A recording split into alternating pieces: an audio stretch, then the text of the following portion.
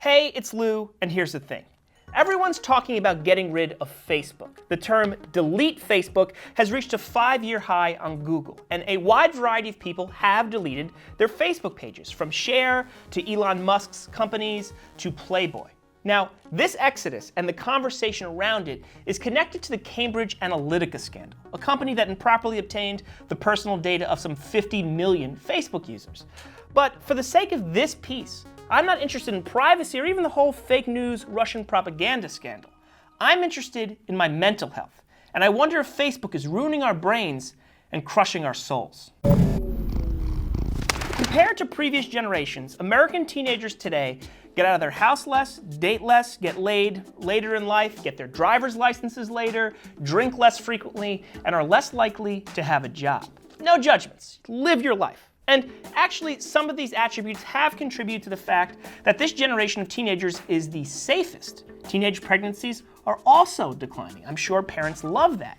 But rates of suicide and depression among teenagers have reached historic highs. Many experts look at that startling fact and then look at the amount of time modern teens spend on their phones and on social media, and they see a disturbing correlation. Holly Shakia, a public health professor at UC San Diego, conducted a study looking at Facebook in particular and concluded, I quote, Facebook was negatively associated with overall well-being. Associated is a key word here. Facebook isn't definitively causing a decline in well-being.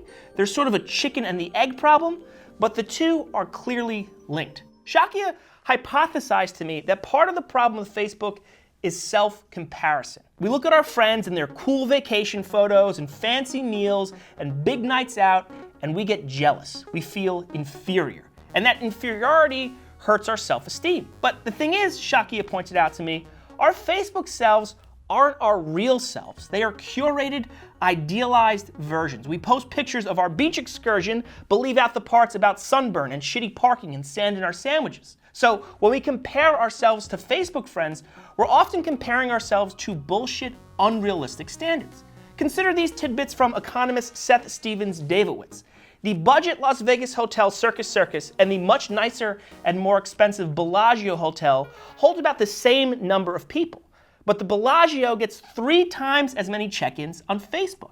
And owners of luxury automobiles are 2.5 times more likely to talk about their cars on Facebook than folks like me who drive 9-year-old Hondas.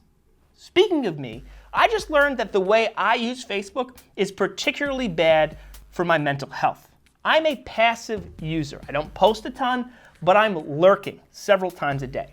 Researchers from Facebook itself, in sort of a stunning admission, have said this type of behavior is bad, writing in a blog post that passively consuming information can leave people feeling worse. See, lurkers like me don't get the positive feedback of a like or a nice comment, that digital affirmation that makes us feel good. We're not engaged, we're sort of isolated. So I'm just measuring myself, even subconsciously, against the idealized version of my friends' lives, many of whom I haven't seen in a decade and have in fact ignored in real life. Now, I think a lot of us are aware that our Facebook friends are exaggerating, or at least just showing us the highlights. But Shakia told me that doesn't seem to matter. There's a deep-seated psychological impact related to jealousy and insecurity that we can't just rationalize our way out of. Little side note here. While being exposed to our friends' best of life on Facebook is associated with negative feelings, one study found that looking at our own exaggerated Facebook activities makes us feel good. It's a form of self-delusion. Oh, wow, look at those cool pictures of me. I forgot about how cool I am. That's why people often stalk themselves. By the way, there are studies about people who stalk their exes on Facebook. That's not so good, and often results in an inability to get over the breakup, leading to unreturned sexual desire, hostility, aggression, and a lack of personal growth. Did you Facebook stalk? But I digress. The other thing about following our friends' lives on Facebook, it creates more opportunities to feel left out. Susan Weinshank, a behavioral scientist, told me that humans are wired for social interaction. We crave it biologically. There's an evolutionary advantage to connecting with and benefiting from others. And that makes social exclusion really painful. In fact, social pain, like being left out of an activity, lights up the same regions of our brains as physical pain. Kipling Williams, a professor who studies the effects of being ostracized, said this type of social pain increases anger, sadness, depression, helplessness, and feelings of unworthiness. And that's really alarming because the number of teens that feel left out has reached an all-time high. To be honest, I didn't need to read all these studies or speak to all these experts to realize that Facebook was not great for my mental health. I recognized it already, but I couldn't stop myself. Why? Well, Facebook was designed in a way to exploit the brain's chemistry. Sean Parker, that's Justin Timberlake.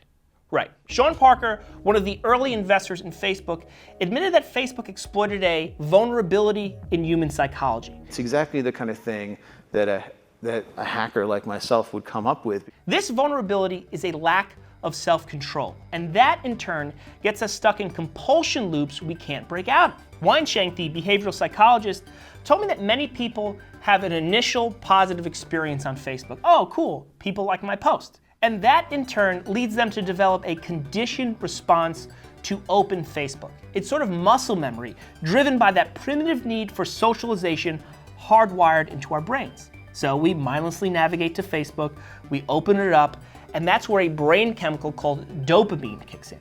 Dopamine is sort of the sex, drugs, and sugar chemical. It gives us urges, it makes us seek out something. So when I open up Facebook, I get this little dopamine hit, and that leads me to keep scrolling. More scrolling, more dopamine, more scrolling. All of a sudden, I lose 10 minutes of my life and I realize, oh shit, I gotta write a script. But I'm gonna get a craving for dopamine again, muscle memory takes over, and more of my time is wasted. It's eerily similar to my consumption of empty junk food calories that offer no nourishment. It's all mindless. We have created tools that are ripping apart the social fabric of how society works.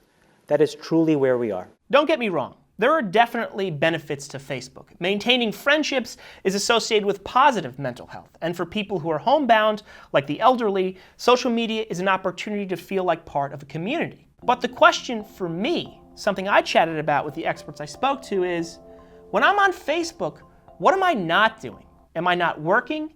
Am I not paying attention to my friends? Am I not reading? Am I not doing things that will deliver real happiness? These questions may seem trite, but we often ignore them because their implications are obvious. A lot of us are Facebook or social media addicts. First thing in the morning, we check. During conversations, we check. In school, in meetings, on dates, we check. We can't help ourselves. We aren't in control. And that sounds an awful lot like a problem. Perhaps deleting Facebook is the solution. All right, please like, subscribe, and share this video on your favorite social media platforms. I'm gonna go live my life.